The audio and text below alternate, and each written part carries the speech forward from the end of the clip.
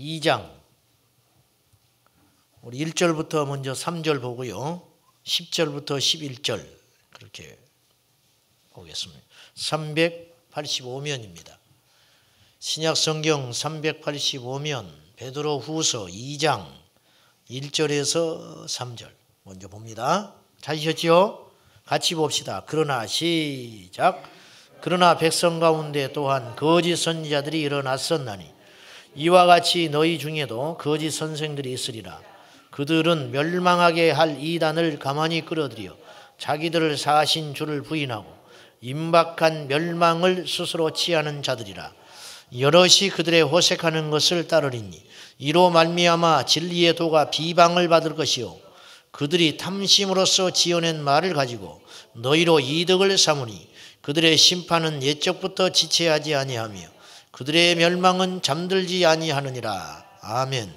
10절 11절 시작. 특별히 육체를 따라 더러운 정욕 가운데서 행하며 주관하는 일을 멸시하는 자들에게는 형벌할 줄 아시느니라. 이들은 당돌하고 자긍하며 떨지 않고 영광 있는 자들을 비방하거니와 더 큰 힘과 능력을 가진 천사들도 주 앞에서 그들을 거슬러 비방하는 고발을 하지 아니하느니라. 아멘. 할렐루야. 반갑습니다. 내일 결혼 예식이 있는 거 아시죠? 교회로 10시 반까지 오시고 우리 집사님이 하객이 많지 않을 수 있으니까 우리 성도님들이 좀 많이 가셔서 위로해 주시고 격려하시면 좋겠고요. 오늘은 제가 영적 미혹에 대해서 설교하겠습니다. 영적 미혹 한번 따라합시다. 영적인 미혹을 조심합시다. 많은 그리스도인들 중에 특별히 소위 성숙하다고 하는 사람일수록 은혜스럽다고 한 사람일수록 마귀와 악한 영에 대해서 이야기하는 것에 대한 거부감이 있을 수 있습니다. 특별히 예수님을 오래 믿는 사람도 그런 반응을 보일 수 있는데 신앙은 균형이 굉장히 중요하다. 제가 그런 말 자주 하지요. 빛을 이야기하기 위해서는 어둠을 이야기해야 돼요. 하나님의 나라에 대해서 알려면 이 땅을 알아야 되고요. 하나님에 대한 것들을 알려면 세상을 우리가 이야기할 수밖에 없어요. 이해되시죠? 하나님을 온전히 알기 위해서는 하나님에 대한 지식을 아는 것은 당연한 이치이지만 마귀의 역사도 알아야 합니다. 마귀의 역사. 그래서 미혹하는 어둠의 영에 대해서 우리가 잘 직시하고 있어야 합니다. 사탄 즉 마귀는 성도를 어떻게 속이고 미혹하는가 이것을 우리가 좀 알아야 됩니다. 마귀의 유일하고 강력한 무기는 거짓말하는 겁니다. 마귀의 유일하고도 강력한 무기는 사람들을 속이는 거. 마귀는 다른 능력이 없어요. 별다른 능력은 없는데 마귀가 갖고 있는 가장 강한 무기가 있다면 사람들을 속여서 미혹에 빠뜨리게 된다는 거예요. 그 결과 그 속임수에 넘어가 버리면 헛된 노력을 하다가 마지막 날에 멸망받을 수도 있다는 것이죠.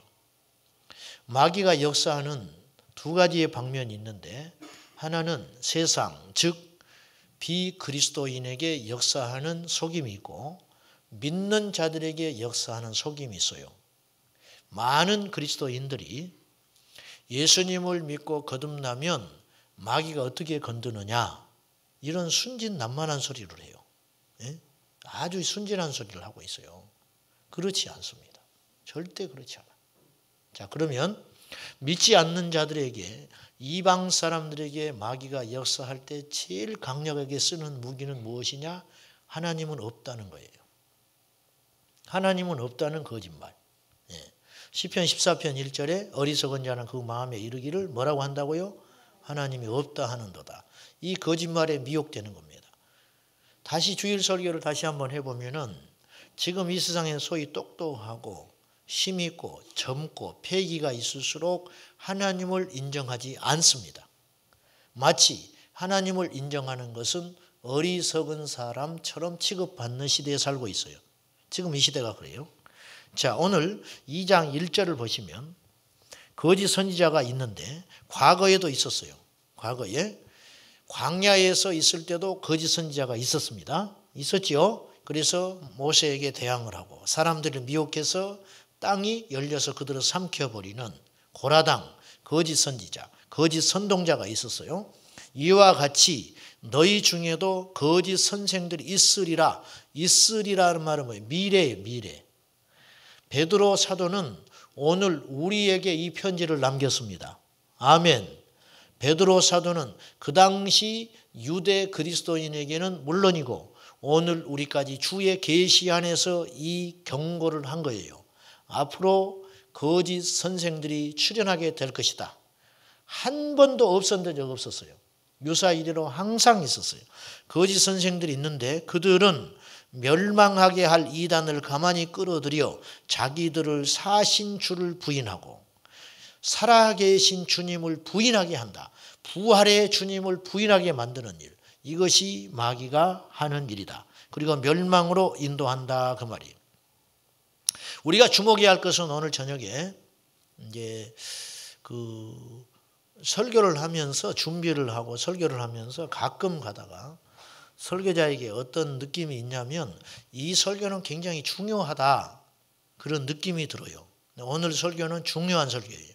그러니까 여러분이 듣든 안 듣든 또 여러분들이 호감을 갖든 안 갖든 그건 중요한 게 아니에요. 그게 중요한 게 아니고 오늘 이 말씀의 이 줄기나 어떤 방향이 대단히 중요하다는 거. 이제 설교를 준비하면서 하나님께서 내게 그런 작은 깨달음을 줬어요. 그래서 여러분들이 오늘 이 말씀을 은혜 받고 안 받고는 두 번째 문제고 일단 주목해서 잘 들어보는 것이 중요합니다. 그래서 제가 오늘 녹화를 좀 하라고 그랬어요. 자, 이제 우리가 저 주목하고 알아야 할 것은 믿지 않는 비신자에게 역사하는 사단의 역사, 그것을 아는 것도 중요하지만 우리는 이제 예수님 안에 있기 때문에 우리가 더 주목하고 관심을 가져야 할 것은 믿는 자들에게 사탄은 어떻게 공격하는가, 이걸 봐야 돼요.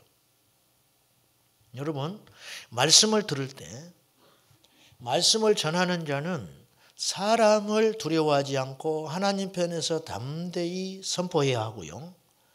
듣는 자는 어떤 태도를 취해야 하느냐면은 듣는 자는 내가 갖고 있는 생각과 선입관에 말씀이 부딪힐 때 그 말씀이 성경에서 근거한 것이라면 나의 생각을 내려놔야 돼요. 이해되시죠? 근데 많은 그리스도인들이 왜 영적으로 성장하지 못하고 허덕거리느냐면은 자기의 선입견과 관점을 가지고 여기에 부딪히면 그걸 내려놓으려고 하질 않아요. 그리고 툭 튕겨내버린다고. 저는 설교하는 사람으로서 제가 다 옳다고는 생각하지 않습니다. 그러나 저와 여러분이 분별할 수 있는 간단한 방법이 있어요. 성경에서 근거한 것인가? 성경에 근거한 것인가? 그거는 너무도 정확하고 쉬운 방법일 수 있어요. 그래서 성경에 맞지 않으면 버려야 하고 성경에 맞으면 그대로 따라가면 안전한 겁니다. 아멘. 자, 로이드 존스 목사님은 이런 말을 했어요. 오해하지 말고 잘 들으세요. 이 시대의 비극은 지금부터 약 5, 60년 전에 왕성하게 목회를 하셨으니까 그분이 80년대에 돌아가셨으니까 그때 그분이 그러니까 70년대, 80년대 이런 말을 하셨어요. 이 시대의 문제는 이 시대 교회의 문제 중에 하나는 훌륭한 설교자가 없다는 것이 아니다. 잘 들으셔야 돼요. 우리는 훌륭한 설교자를 자꾸 찾잖아요. 에? 훌륭한 설교자가 없는 것이 비극이 아니다. 훌륭한 청중이 없다 그랬어요. 에? 저 목사님이 그러면 지는 하나 잘못한 것이 없고 성도들한테 설교 똑바로 못 들어서 문제로구나. 이제 그렇게 이야기하는구나. 그분이 설교를 이렇게 설교 사역을 못하고 대충 하는 사람 같으면 우리가 그러는데 그분은 설교에 왕자라고 취급받던 분이에요. 설교의 왕. 얼마나 설교를 잘하셨는지. 그분 설교는 지금도 영향력이 있습니다. 그런데 그 로이드 존스 목사님이 그런 말을 했다니까요. 다시 한번 여러분 의식을 깨야 돼요. 이 시대의 비극은 훌륭한 설교자가 없기 때문이 아니고 훌륭한 청중이 없다. 듣고 회개하고 움직이는 청중이 적다 그 말이에요. 말더듬이라도 그 속에 진리를 붙잡으면 회개하고 변화될 수 있거든요.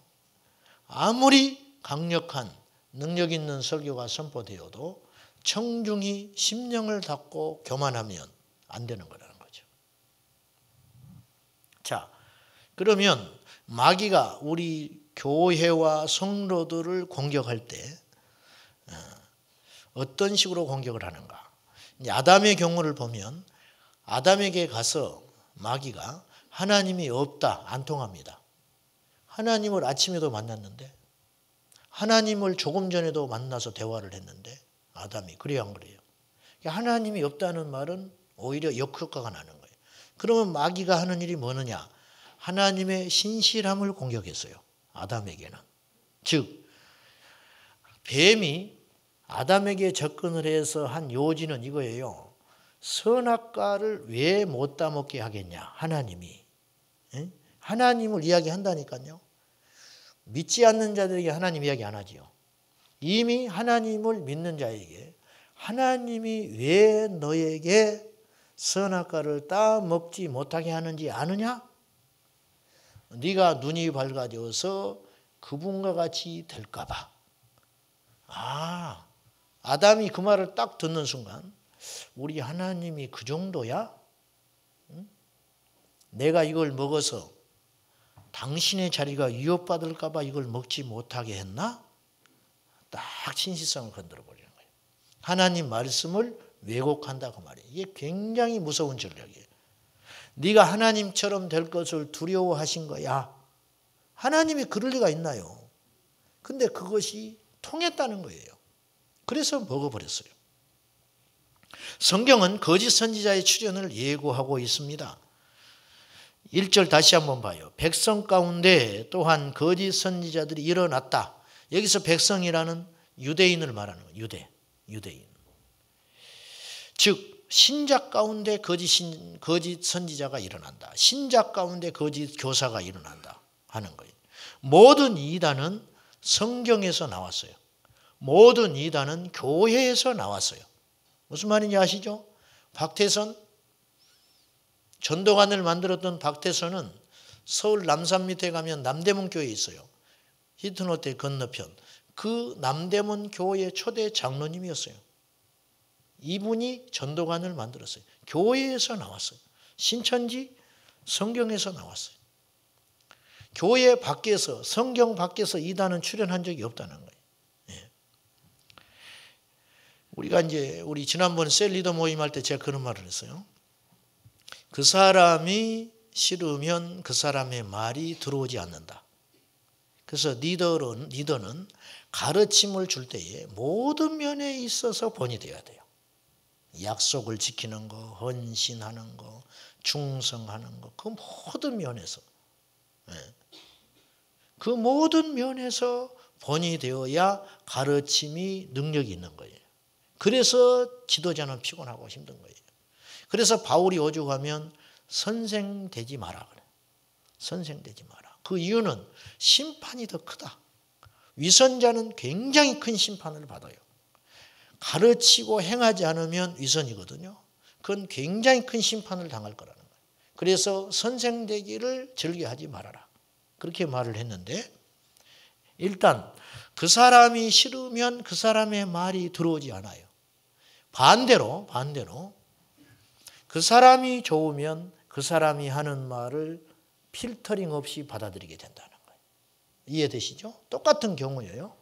그 사람이 좋으면 그 사람의 말을 다 받아들여요. 그 사람의 소문이 좋으면 그 사람의 말을 다 받아들여요. 그 사람이 성공한 사람이면 그 사람이 존경받는 사람이면 그 사람의 말이 성경인지 진리인지 가짜인지는 판별하지 않고 다 받아들이는 습성이 반대로 일어난다는 거예요. 이것을 조심해야 한다는 거예요. 마귀가 왜 뱀을 선택했을까? 뱀은 에덴 동산에서 하나님의 심판을 받아서 땅에 기어다니는 비참한 존재가 되기 전에 가장 아름답고 교활했다. 아름답기 때문에 아담이 하와가 쉽게 이 접근을 허용한 거라는 거죠. 그 사람이 좋으면 그의 말도 무조건 받아들이는 습관이 있다는 거죠. 앞으로 우리가 정말로 영적으로 깨어 있어야 합니다. 아멘입니까? 저는 감히 말하건대 여러분과 함께 목회를 하는 사람이지만 저도 오류가 일어날 수 있다 이거예요. 얼마든지. 그러니까 제 말을 다 믿지 마세요. 그럼 뭐하러 설교하냐 저기는 저기 서서. 성경에 있느냐. 이게 하나님의 계시가 분명한가. 그리고 끊임없이 저를 점검하고 제가 내 스스로를 돌아보고 여러분도 우리 교회의 방향이 어느 방향으로 가고 있는가 끊임없이 뒤를 돌아볼 수 있어야 한다고 말이죠. 아멘. 왜냐? 너무 중요하니까. 너무 중요하니까. 내 아들이 의사예요. 근데 가끔 사람을 죽여버려. 근데 내가 그 병에 걸렸어. 가야 돼요? 안 가야 돼요? 그 아들한테 가야 돼? 안 가야 돼? 안 가? 가서 죽으려고? 의사인데 안 가죠. 내가 결정적일 때는 안 가. 감기약 정도는 받아 먹어 가서. 근데 죽을 병 걸리면 나는 안 가겠어. 그 분야의 전문가를 찾아가지. 너무도 많은 사람들이 인정에 매여서 신앙생활하고 있어요. 성경은 말이에요. 정과 욕심을 십자가에 못 박아버려라. 정은 욕심하고 똑같이 취급하고 있어요. 바울이. 정 때문에 지옥 가는 사람이 한둘이 아니에요. 정 때문에 진리 가운데 오지 못하는 자가 한둘이 아니다. 우리는 빛으로 가야 할 줄로 믿습니다. 빛 대신 주님. 구체적으로 이제 좀 살펴볼게요. 첫째, 마귀가 우리 성도들을 공격할 때 쓰는 방법. 첫째는 따라합시다. 영적인 혼선. 영적 혼선을 일으킨다고. 영적 혼선. 성경 한번 찾아봅시다. 데살로니가 후서 2장. 데살로니가 후서 2장 9절.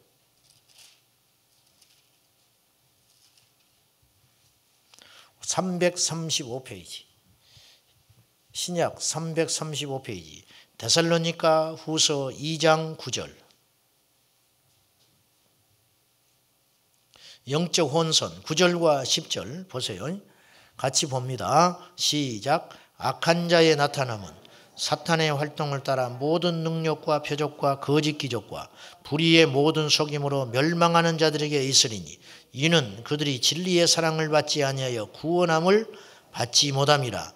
악한 자의 나타남은 사탄의 활동을 따라 모든 능력과 표적과 거짓 기적, 불의의 모든 속임. 사탄이 하는 활동 중에 하나가 능력과 표적과 기적이라는 거예요. 그런데 거짓이에요. 그 사술이 거짓이라는 게 아니라 목적이 다르다. 하나님의 능력은 생명으로 인도하고 마귀의 기적은 우리를 미혹하여 지옥으로 끌고 간다는 거죠. 그래서 여기서 모든 표적과 능력이 하나님에게서 온 것이 아닐 수 있다는 걸 알아야 해요. 여러분, 영적인 분별은 그렇게 만만하고 쉬운 일은 아니에요. 보이지 않는 세계니까. 물건은 가짜는 금방 판명이 나요. 영적인 건 보이지 않기 때문에 더 교묘하고 정밀하고 쉽지 않다는 거예요. 출애굽할 때 모세가 가서 10가지 재앙을 행하죠. 그때 애굽의 점술가들이 주술사들이 2가지를 합니다. 첫 번째 재앙이 뭐예요? 애굽의 나일강을 피로 만들었지. 하수의 모든 물을 피로 만들었어요. 놀랍게도 주술사도 그거 했어요. 애굽의 점쟁이들도 그거 했다 그 말이에요. 그 다음에 두 번째, 그러니까 바로가 끄떡 안 하는 거예요. 야, 니만 해? 네가 믿는 하나님만 하냐? 내가 곁에 두고 먹이고 월급 주고 내가 죽으라면 죽는 신도 하는 이 사람들도 행하는 걸 뭘 대단하다고. 두 번째, 애굽의 모든 개구리를 모였어요. 그런데 놀랍게도 주술사들이 그걸 했어요. 애굽의 강에서 개구리를 불러 모았어요. 그게 능력이라는 거예요. 세 번째, 이인을 못 만들었죠. 이인. 자, 여기에요. 마귀도 능력을 흉내낼 수 있다. 두 가지까지 흉내냈다는 거예요. 10개 중에 두 가지까지 흉내냈어요. 살리는 생명의 능력은 없지만 죽이는 기적은 마귀도 베풀 수 있다는 거예요. 파괴하는 기적은 마귀도 행한다. 네. 지옥의 소리라고 들어봤어요? 네? 지옥의 소리 들어본 사람 손 들어보세요. 유튜브나 그런 데 들어보셨죠? 지옥의 소리. 거기서 뭐라 합니까? 덕정 사랑의 교회라고 있어요. 어디 있는지는 모르겠어. 수원인가요? 덕정이면? 네? 어디요? 의정부? 아, 의정부에가 덕정이 있어요? 먼저 그렇다 치고 거기에 덕정에 사랑의 교회가 있대요. 근데 여자 그분이 전도사님인가? 뭐 들어보셨죠? 그분이 입신해가지고 지옥을 봤어요. 지옥에 갔더니 누가 있더라? 최진실이가 있더라. 지옥에 가니까. 근데 그건 사실일 수도 있어요. 그 다음에 또 누가 있더라?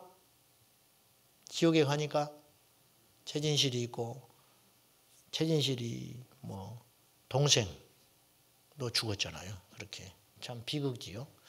근데 이때부터 이제 빛나기 시작해. 한경직 목사님이 있더라. 지옥에. 물론 그분이 뭐 구원을 함부로 말할 건 아니지만 하용조 목사님이 있더라. 맛이 가기 시작한 거예요. 옥하는 목사님이 있더라. 그러면서 자기는 없다. 이게 교만이죠. 이게 지옥의 소리. 한참 작년 재작년 시끄럽게 했습니다. 지금 우리 교회 떠나셨는데 어떤 분이 나한테 그걸 이만큼 갖다 줬어. 전도한다고. 하지 마라. 나는 다 아니거든. 안 들어. 말을 안 들어. 자, 지옥에 있다. 지옥의 소리. 거기서 하는 소리가 이렇게 말을 했어요. 베리칩 뭐 666표 그거 베리칩이 짐승의 표라고 가르치는 목사는 사탄이다 그랬어요. 그럼 내가 사탄이네? 어찌 그걸 짐승의 표라고 말 가르치는 사람이 사탄이 될 수 있냐. 침묵하고 있는 자가 문제지. 자, 이것도 잘 한번 분별합시다. 나온 김에. 성경 한번 찾아봐요. 성경을 항상 보자고. 성경. 계시록, 요한계시록 13장. 누가 말하는 거 들을 필요가 없어요. 성경에 맞으면 맞는 거고 아니면 아닌 거예요. 요한계시록 13장. 여러분이 건성건성 보지 마시고 오늘 딱 정리를 한번 하고 넘어갑시다. 앞으로 이게 우리 현실이 닥칠 수 있으니까. 13장 17절. 요한계시록 13장 17절에 보면은 16절부터 봐요. 자, 같이 봅시다. 시작. 모든 자, 곧 작은 자나 큰 자나 부자나 가난한 자나 자유인이나 종들에게 그 오른손이나 이마에 표를 받게 하고 누구든지 이 표를 가진 자 외에는 매매를 못하게 하니 이 표는 곧 짐승의 이름이나 그 이름의 수라. 그랬죠? 여기서 말하는 건 뭐냐? 첫째, 모든 사람이 강제적으로 이 표를 받는 날이 올 것이다. 그거 요지죠? 자, 틀린 말 아니죠? 두 번째, 신체의 어떤 부분에게 받게 할 것이다. 그 신체의 구체적인 부분까지 거론을 했어요. 어디입니까? 오른손이나 이마, 손이나 이마. 그 다음에 세 번째 특징. 이 표를 받지 않으면 뭘 못해요? 매매를 못한다. 이 말은 경제활동을 못한다. 이게 언제 써진 책이에요 지금? 2000년 전 사도 요한이 반모섬에서 환상을 본 내용을 기록을 했어요. 여러분, 그 당시에는 화폐 문화도 완전히 자리 잡기 전이에요. 무슨 말인지 알죠? 그냥 물물 교환도 있었을 당시. 그런데 그런 어설픈 경제 시대에 요한은 얼마나 놀라운 이야기를 하냐면 사람의 몸에 어떤 표식을 심어서 그걸로 유통하는 사회가 올 것이다. 100년 전에도 상상할 수 없는 이야기. 아니 50년 전에도 이런 상상할 수 없는 일이었어요. 약 25년 전에 바코드가 등장했을 때 1992년쯤 될 거예요. 90년 뭐 요때쯤 될 거예요. 80년대 말 90년대 초 바코드가 등장했을 때, 바코드가 생소했을 때입니다. 그 당시 바코드가 666표라고 이 급진적인 종말적 신앙인들이 막 이야기를 했어요. 기존 교회에서도 이야기를 했습니다. 세계 최대의 교회를 그 당시 이끌던 목사님도 강대상에서 대놓고 그렇게 이야기했어요. 그리고 EU 연합까지 이렇게 10불 그래가지고 적그리스도가 거기서 등장한다. 이렇게 이제 막 이야기를 했는데 그 소리가 쏙 들어갔죠. 근데 바코드가 666표다. 그런데 바코드는 666표하고는 조금 차이가 있어요. 어떤 차이가 있느냐면 이 바코드는 신체에다가 심지 않았어요. 물건에다가 박았지. 이해되시죠? 지금은 모든 것에 바코드가 있어요. 심지어는 기독교 서적에도 바코드가 있어요. 네? 바코드가 있어야 물물, 이 재고 현황, 그 다음에 이 어떤 택배, 모든 것에 이 바코드가 쓰이고 있어요. 바코드는 666표라고 하기가 그 당시에는 사람들이 깜짝 놀래가지고, 왜냐하면 그것이 혁신적이었거든요. 혁신적이고 이 통제가 가능하니까. 이 물건이 어디가 있는지 이게 완전히 한눈에 들어와 버리니까 인간 통제가 가능할까라고 여기고 바코드를 666표라고 막 섣불리 이야기를 했는데 그건 약간의 차이가 있어요. 뭐냐? 사람의 신체에 심는 건 아니었어요. 바코드는. 바코드가 심겨진 물건을 입는다든지 갖고 다니기는 했죠. 그런데 이 칩은 완전히 이 표는 다른 문제라는 거예요. 표는. 자, 그럼 이 표를 받으면 어떤 일이 일어나느냐? 받을 수도 있지. 받으면 편합니다. 굉장히 편해요. 화폐가 없는 시대. 화폐가 불편한 점이 많거든요. 그리고 개인정보 유출이 되고 하니까. 그런데 이 편한 거 그냥 얼마나 좋아. 시간을 획기적으로 빨리 단축시키고 쇼핑할 때 빠르고 어디 입출입할 때 편하고 범죄자를 색출하는 데 빠르고 얼마나 편하냐 그 말이에요. 예. 그러면 이 좋은 걸 왜 받지 못하게 하느냐? 이유는 간단해요. 성경에 받지 말라 했기 때문에. 그리고 이들의 결론이 어떻게 되느냐? 짐승의 표를 받으면 어떻게 하느냐? 어떻게 되느냐? 이걸 봐야 돼요. 14장 넘어가세요. 14장 9절 보세요. 14장 9절과 10절에 보면은 또 다른 천사 찾으셨죠? 같이 봐요. 시작. 또 다른 천사 곧 셋째가 그 뒤를 따라 큰 음성으로 이르되 만일 누구든지 짐승과 그의 우상에게 경배하고 이마에나 손에 뭘 받으면 그럼 어떻게 되느냐 이거예요.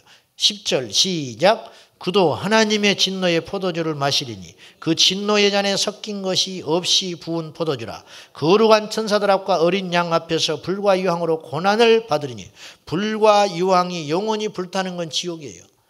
표를 받는 자는 짐승에게 경배하고 표를 받는 자는 마귀에게 경배하고 표를 받는 자는 마지막에 불과 유황불이 타는 지옥불의 심판을 당하게 될 것이다.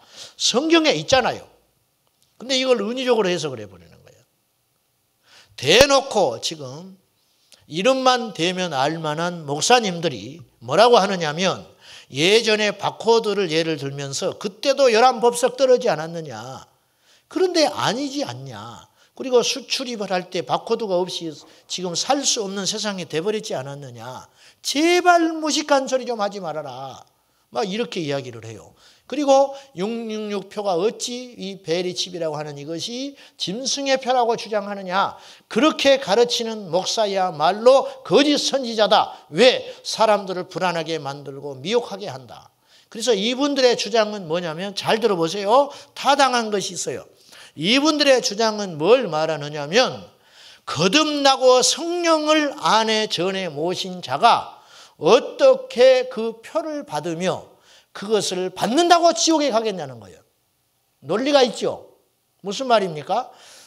예수님을 믿고 주의 이름으로 구원받아 성령의 인침을 받아서 성령을 받은 성령의 전이 된 우리 거듭난 우리 그리스도인들이 그 표를 받는다고 지옥 가느냐 그 말이에요. 이미 거듭났는데 괜히 불안에 떨지 말라.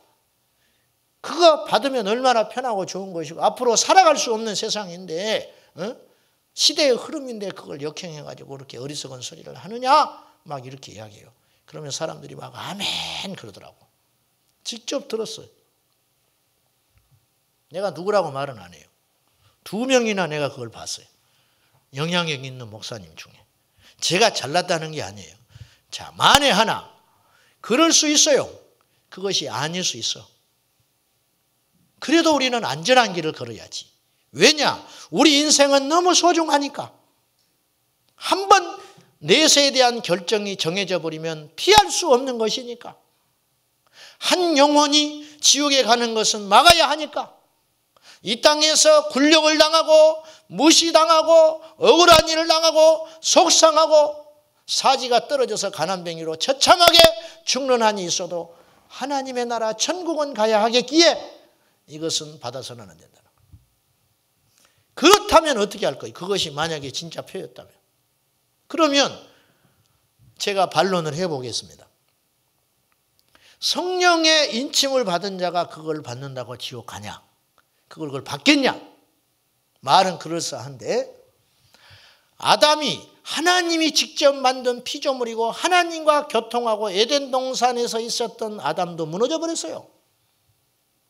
그래 안 그래요? 그리고 선악과를 먹는다고 죄인이 됩니까? 논리적으로? 그게 어찌 그게 죄인이 돼요? 선악과를 먹었다고 돼요? 안 돼요? 모르겠어요? 무슨 말인지? 선악과를 먹으면 죽는다 그 말이에요. 죽는다. 주님이 정령 죽으리라. 근데 먹었을 때 죽었어요? 안 죽었어요? 안 죽었지요. 하나님 거짓말하는 거네. 천만에 영적으로 죽어버린 거다. 하나님과 단절. 이게 사망이에요. 사망. 표를 받는다고 멸망하냐? 멸망한다. 왜? 성경에 멸망한다고 그랬잖아. 왜 그걸 자꾸 뒤집으려고 하냐고 말이에요. 지금 큰 줄기는 영적인 혼선에 빠지지 마라고 말이죠. 앞으로도. 아멘입니까? 두 번째, 마귀가 성도에게 공격하는 미혹의 무기 중에 두 번째, 말씀을 무시하고 파괴하려고 듭니다. 말씀을 파괴한다. 말씀을 파괴하는 마귀의 4단계가 있습니다. 첫째 단계, 성경의 권위를 약화시킵니다. 1단계가 뭐라고요? 성경의 권위를 약화시킨다. 내가 이따 물어볼 거예요. 성경의 권위를 약화시켜요. 두 번째 단계, 성경의 가르침을 약화시킨다. 이게 무슨 말이냐? 주일 성수? 성경은 하나님께 안식일을 철저히 지키라 했어요. 즉 일주일에 한 번 하나님께 철저히 예배하는 날로 정했다고 말이에요. 그런데 뭐 꼭 그래야 돼? 이렇게 말하는 거예요. 자유주의 신학이 나오기 시작하는 거죠. 하나님은 교회를 세우셨고 교회가 음부의 권세를 이기지 못하는 하나님께서 몸으로 인쳐주신 중요한 거예요. 교회가. 그래요 안 그래요? 그런데 오늘날 교회가 가치가 없잖아요. 자꾸만 그러다 보니까 교회 자체도 자체가 약해져 버리는 거예요. 이게 말씀을 약화시킨 거예요. 전도 해야 돼요, 안 해야 돼요? 열매가 있든 없든 해야 돼요, 안 해야 돼요? 때를 얻든지 못 얻든지 해야 돼요, 안 해야 돼요? 해야지요. 그런데 우리는 전도가 하기 싫으니까 뭐라고 하냐면 지금 이 시대가 전도가 되겠냐는 거예요. 그러면 초대교회 때는 더 어려웠는데? 초대교회 때는? 우리는요, 환영해 주는 사람을 전도하는 게 아니에요. 누가 택한 사람인지 몰라. 그래서 전하는 거예요. 이게 전도야. 근데 이것을 약화시킨 거예요. 약화. 말씀이 지금 얼마나 약화됐는지 보세요. 말씀은 약화됐어요, 안 됐어요, 이 시대에? 좀 솔직히 양심이 있으면 좀 여기다 가슴에 딱 손대고 이야기 좀 해봐. 하나님 말씀이 지금 약화됐어요, 안 시켰어요? 모르겠어요? 하나님 말씀이 약화됐잖아요, 지금. 주의 종들도 하나님 말씀을 약화시키고 있잖아요. 왜? 자꾸 수준을 내리는 거예요. 철저하게 안 가르치는 거예요. 철저하게 안 가르치잖아요. 왜? 사람들이 싫으니까, 싫어하니까. 먹고 살기 힘들다고 아우성을 치니까. 끌어올려서 하나님 원하시는 수준으로 데리고 갈 생각을 못하고 말씀의 기준을 내려버리잖아요. 내려버려. 마치 이번 중간고사 시험은 1가에서 10가까지야. 근데 며칠 지나니까 애들이 막 아우성이 났어. 선생님 너무 많아요. 우리가 옛날에 다 해봤잖아. 그런 거. 너무 많아요. 5가까지만 해주세요. 그럼 우리가 열심히 할게요. 5가로 딱 줄어들었어. 이것이에요. 이거 지금. 하나님 말씀은 절대 타협하지 않아요. 아멘이죠. 하나님 말씀은 절대 타협하지 않아요. 약화되지 않아요. 근데 우리가 약화시키고 있다는 거예요. 이게 마귀의 두 번째 단계. 세 번째 단계, 마귀가 말씀을 파괴시키는 세 번째 단계. 성경에 인간의 생각을 덧붙여요. 하나님의 말씀 요한계시록 더하거나 빼지 마라. 근데 말씀을 자꾸 인간의 생각을 갖다 덧칠하는 거예요. 덧칠.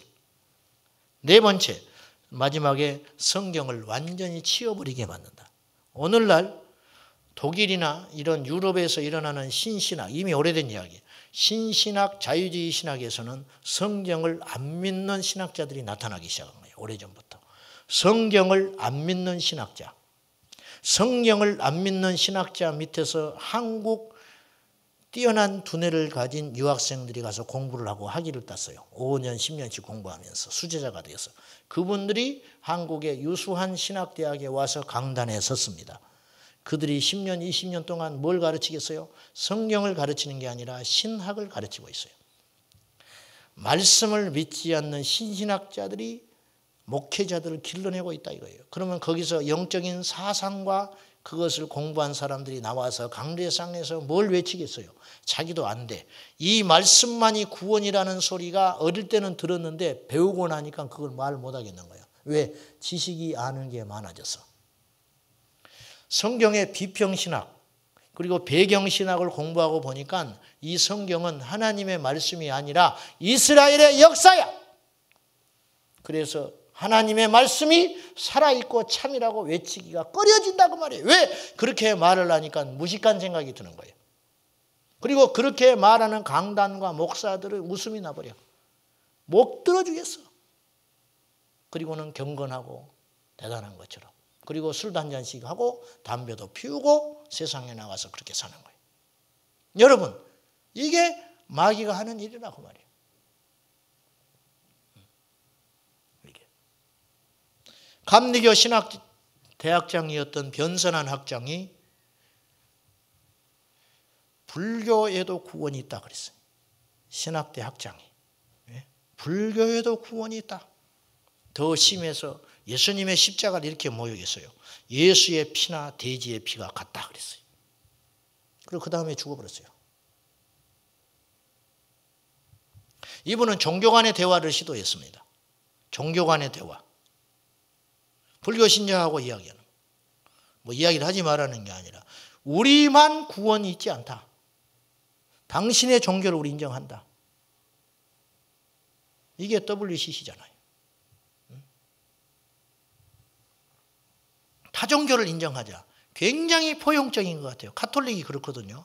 지금 여러분들 중에 가톨릭에 대해서 우호적인 분이 계실지 몰라요. 바로 들으세요. 가톨릭의 역사는 사단의 역사예요.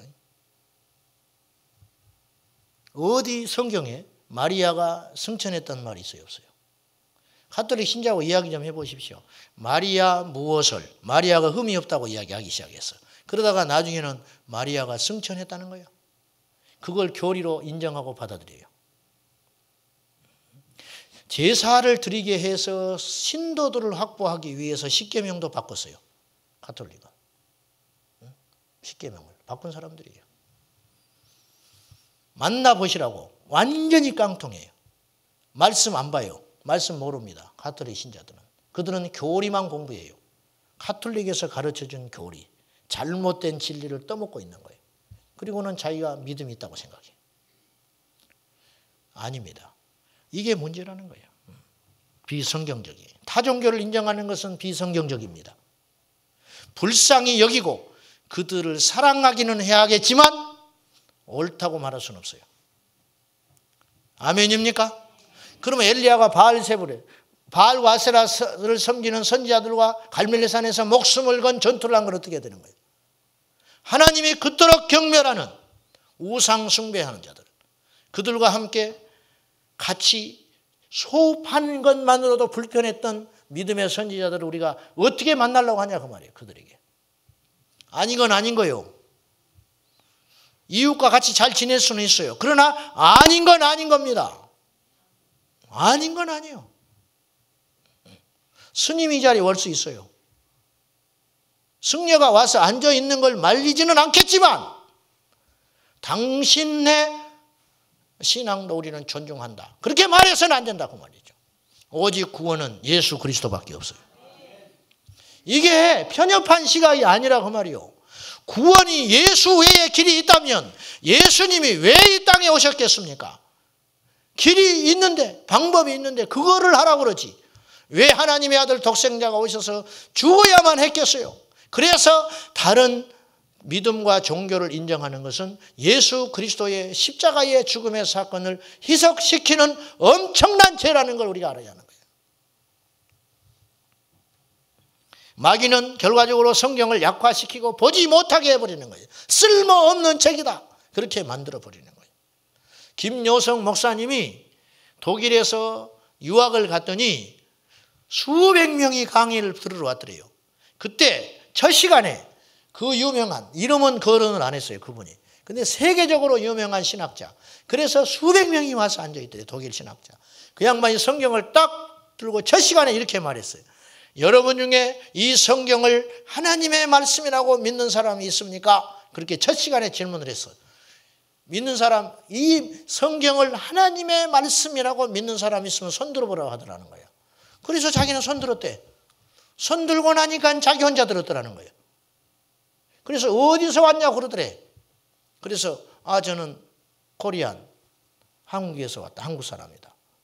그랬더니 교수가 웃으면서 이렇게 말하더라는 거예요. 아직 한국 교회는 샤머니즘적인 경향이 강해서 아직도 이 성경을 하나님의 말씀으로 온전히 믿는가 보군요. 그러면서 완전히 깨부셔버리더라고요. 그러면서 이렇게 말했어요. 성경에서 믿을 것은 이 겉 표지장과 마지막 표지장밖에 믿을 것이 없습니다. 그렇게 말을 하더라는 거예요.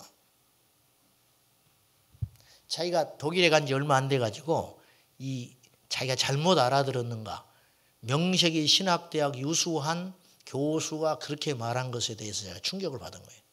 이분이. 그래서 기숙사에 가가지고 룸메이트한테 언어가 자기가 잘못 들었나 하고 물어봤다. 다시. 그분이 그렇게 말한 것이 맞더냐? 그러니까 이분이 반문을 했어요. 이 룸메이트가 거꾸로 반문을 했어. 이 김요성 목사님한테. 그러면 너는 정말로 이것이 하나님의 말씀이라고 믿냐? 그렇게 물어보더라는 거예요. 그래서 어안이 벙벙해져 버린 거예요, 이분이. 아니 그러면 하나님의 말씀인지 그러면 아니냐? 그럼 너는 왜 이 말씀이, 이 책이 하나님의 말씀인지도 안 믿어지면서 목사가 되려고 왔냐? 그렇게 물어봤어요. 그렇잖아요. 왜 신학대학을 왜 들어왔냐? 그랬더니 이 친구가 이렇게 이야기했어요. 직업이 좋지 않냐? 직업이 좋지 않냐? 목사가. 기가 막힌 일이죠. 독일에서 목사는요, 공무원이에요. 고급 공무원. 우리나라하고 개념이 달라요. 목사만 되면 교회를, 큰 교회를 하든 작은 교회를 목회하든 평생 국가에서 보장을 해줍니다.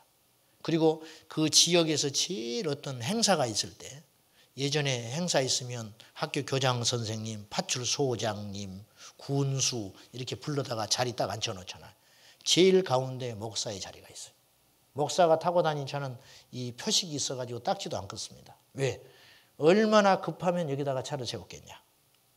네? 그런 혜택이 굉장히 많아요. 그래서 나는 목사 되려고 왔다. 그렇게 이야기하더라는 거예요. 살아계신 하나님 안 믿는 거죠. 그래서 유럽이 멸망길로 가고 있는 거예요. 동성연애, 타락, 이슬람의 세력이 극대화되고 폭력과 마약과 음란과 피 비린내가 진동하는 그런 나라가 된 거죠. 영국은 기독교 국가 아니에요, 이제. 영국은 해교 국가 됐어요, 이미. 20%, 30% 육박합니다. 회교도가. 미국도 마찬가지. 우리나라도 머지않았어요. 지금 말이 제가 두서없이 왔다 갔다 하는데요. 어쨌든 마귀가 하는 일은 말씀을 파괴하는 일을 한다. 여러분, 하나님의 말씀을 절대시해야 합니다. 목에 칼이 들어와도. 말씀을 보고 여러분이 믿어지지 않거든 이 말씀을 부정하지 말고요. 그걸 믿을 수 있는 믿음을 달라고 기도해야 됩니다. 세 번째, 마귀가 하는 일이 뭐냐면 마지막으로 인간이 하나님의 자리를 대신하게 합니다. 인간이 하나님의 자리를 대신하게. 데살로니가 후서 2장 4절 한번 찾아봅시다. 데살로니가 후서 2장 4절. 저거 좀 꺼버리면 좋겠네요. 더워서. 여러분은 안 덥죠? 자, 데살로니가 후서 2장 4절 한번 봐요. 같이 봅니다. 찾으셨어요? 자, 찾으세요. 같이 시작. 그는 대적 신이라고 불리는 모든 것과 숭배함을 받는 것에 대항하여 그 위에 자기를 높이고 하나님의 성전에 앉아 자기를 하나님이라고 내세우니라. 이런 일이 언제 일어나느냐? 3절에 보면은 미혹되지 말라. 먼저 배교하는 일이 있고 핍박과 환난이 극에 달함으로 배교하는 일이 일어난다. 예수 떠난 일이 벌어진다. 예수 버려요. 배교하는 일이 있고 그 다음에 불법의 사람 곧 멸망의 아들 적그리스도가 나타나기 전에는 그날이 이르지 않는다. 즉 적그리스도가 출현한 다음에야 예수님의 재림이 있다고 하네요. 이 말은 그러니까 그는 누구냐? 마귀인데 대적하는 자라 신이라 불리는 모든 것과 숭배하는 모든 것에 대항하여 모든 악신과 잡신 위에 자기가 모든 걸 평정해가지고 그 위에 자기를 앉히고 교회까지 들어와 성전에서 자기 스스로를 신이라 불리는 날이 올 거다. 하나님이라고. 왜? 능력을 행하니까. 엄청난 표적을 일으키니까. 그때 속지 마라. 배교한 다음에 자칭 그리스도라고 하는 자가 출현한 다음에 예수 그리스도에 오신다고 말이죠. 오늘 교회의 주인이 누굽니까? 100이면 100 예수님이라고 그래요. 그러나 실상은 사람이에요. 사람. 이게 인본주의라는 거예요. 인본주의. 오늘날 우리는 신앙을 선택합니다. 말씀을 취사 선택하고 있어요. 말씀에다가 나를 맞추는 게 아니라 내 생각과 상식과 이성에다가 하나님 말씀을 끌어오고 있어요. 오늘 신앙의 교회의 주인이 누구냐? 목사 아니면 성도예요. 그렇잖아요. 솔직히. 이건 악한 거예요. 기도 없이 결정해버립니다. 하나님을 존중하지 않고 결정해요. 옳으냐 그러냐만 따져요. 하나님의 뜻은 어디 있느냐 심각하게 묻지 않습니다. 이것이 이 시대의 비극이다. 이게 인간이 신의 자리를 대신했다는 증거예요. 우리 교회는 어떠세요? 여러분의 인생의 주인이 누굽니까? 하나님입니다. 여러분 아니에요. 우리 교회 주인 예수 그리스도입니다. 자아 우상 숭배는 가장 지독하고 더럽고 추악한 죄예요. 모든 죄는 여기서 시작됐어요. 나를 높이는 것. 내 자아 중심적 사고. 저는 이 거대한 이 싸움에서 오늘까지 하고 있는 거예요. 목회를 하면서. 내 안에 있는 자아, 여러분 안에 숨겨져 있는 깨지지 않는 자아에 대하여 끊임없이 내가 깨라고 설교하고 있는 거예요. 그걸 깨시기를 축원합니다. 깨야 예수님 만나는 거예요.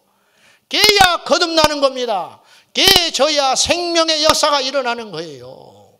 사람 보기에 좋은 사람이 있어요. 그러나 속에는 단단한 호두껍질이 있어요. 그러나 속에는 자기 우상으로 가득 차 있어요. 깨야 합니다. 십자가 밑에서 한 번도 울어보지 않는 자는 위험한 거예요. 십자가 밑에서 자기의 자아가 깨지는 경험을 하지 못한 것은 사실은 굉장히 위험한 신앙의 색깔이라고 할 수 있어요. 우리 인생의 주인은 예수 그리스도입니다. 어떤 일이 있어도 이것이 아직 되지 못한다면 끊임없이 하나님 앞에 나를 죽여달라고 기도해야 될 것입니다. 사도 바울처럼 나는 날마다 죽노라. 그래서 우리 인생에 환란이 있고 연단이 있고 고난이 오는 거예요. 이래도 안 깨지는, 이래도 안 깨져. 이래도. 고생도 할 만큼 했잖아요, 우리가. 피곤한 인생 살 만큼 살아봤잖아요. 이 밤에 깨지시기를 축원합니다. 말씀 맺겠습니다.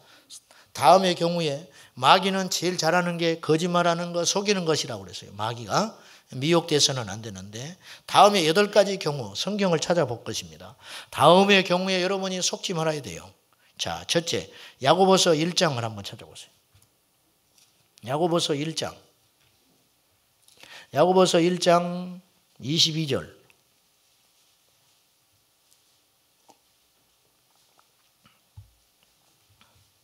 (1장 22절) 시작.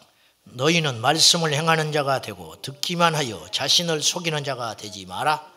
여러분이 속는 자라는 증거, 말씀을 알고 듣고도 행치 않으면 여러분은 스스로 속고 있는 자예요. 마귀의 미혹에 걸려들어 있는 거다 그 말이에요. 심하게 말하면. 표시를 잘 해놓으세요. 야고보서 1장 22절. 말씀을 알고도 듣고도 행치 않으면 여러분은 빈 껍데기예요. 저나 여러분이 똑같아요. 두 번째, 야고보서 1장 8절. 야고보서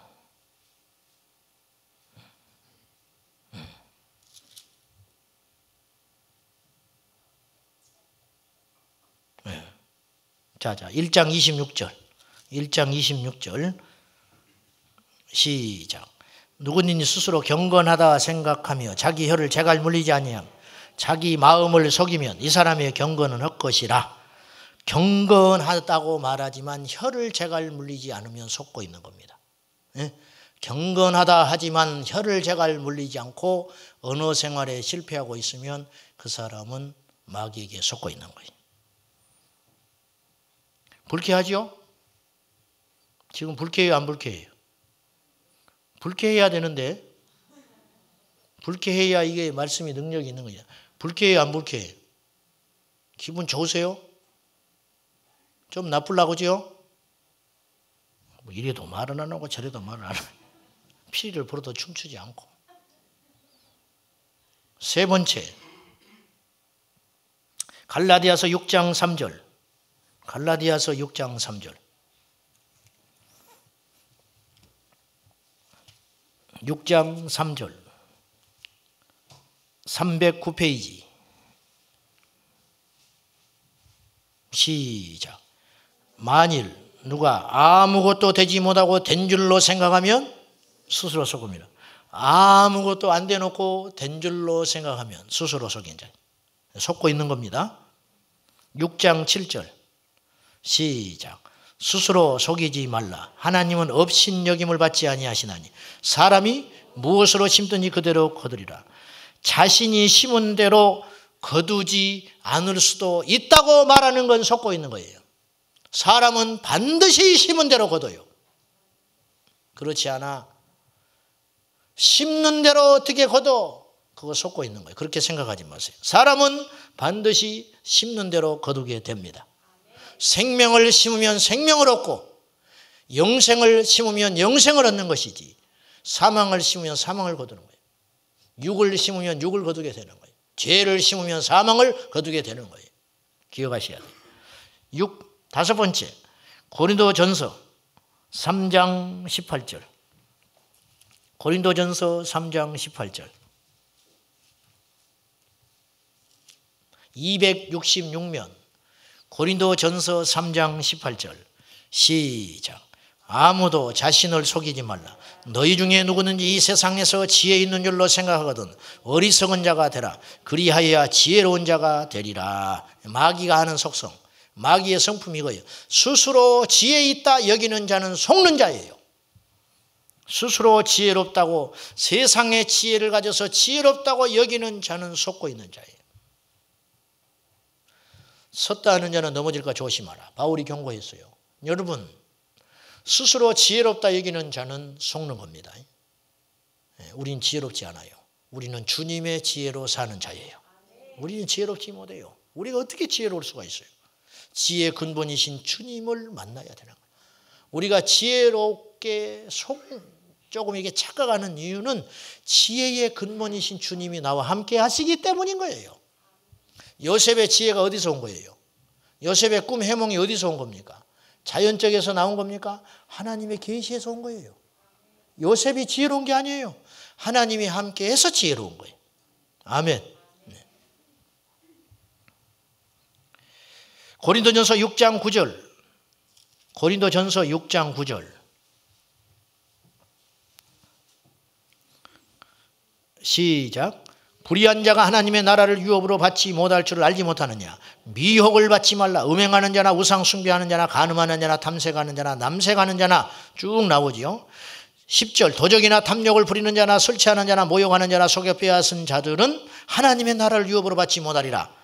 마귀가 하는 거짓말 6번째. 불의한 자가 하나님의 나라를 받을 것이라. 절대 받지 못한다. 불의한 자는 하나님의 나라를 받지 못한다. 마귀는 그렇게 안 가르쳐요. 7번째 마지막 고린도전서 15장 33절. 고린도전서 15장 33절. 15장 33절. 시작. 속지 말라. 악한 동무들은 선한 행실을 더럽히나니 죄와 접촉하고도 그 죄가 나에게 영향을 주지 않는다고 믿는 것은 속는 거예요. 죄와 접촉하고도 그 죄가 나와 아무 상관이 없다고 주장하는 것은 믿음이 아니고 속는 것이다. 그 말입니다. 오늘 여러 가지 말씀 가운데 여러분들이 집에 계시든 교회에 있든 일을 하든 기쁠 때나 슬플 때나 일이 풀릴 때나 형통하지 않을 때나 우리가 항상 두 대상을 생각해야 돼. 첫째는 하나님. 하나님. 아멘. 24시간 우린 주님 생각하고 살지요. 그 다음에 또 하나. 마귀의 역사. 우리가 마귀 할 필요는 없지만 항상 흑암의 미혹의 역사를 우리가 생각하면서 이 상황 가운데 하나님은 어떤 계획을 갖고 계시고 마귀는 어떻게 역사할 것인가. 이것을 본능적으로 훈련하는 연습이 필요해요. 그래야 우리가 깨어있고 승리할 수 있다는 것을 기억하시고 오늘 장황한 말씀들이 참 많았지만은 이 시대에 제일 무서운 것은 아마도 제일 그럴듯하고 그러는데 우리도 모르게 미혹되는 것. 이것에 대해서 우리가 경계하고 우리가 조심하고 어차피 사람 말은 항상 한계가 있으니까 사람의 말을 변역되는 말씀을 붙잡지 말고 살아있고 영원하신 진리의 말씀 하나님 말씀을 붙잡고 오늘 또 승리하는 저와 여러분 되시기를 예수님의 이름으로 축원합니다. 우리 기도하십시다 합심해서.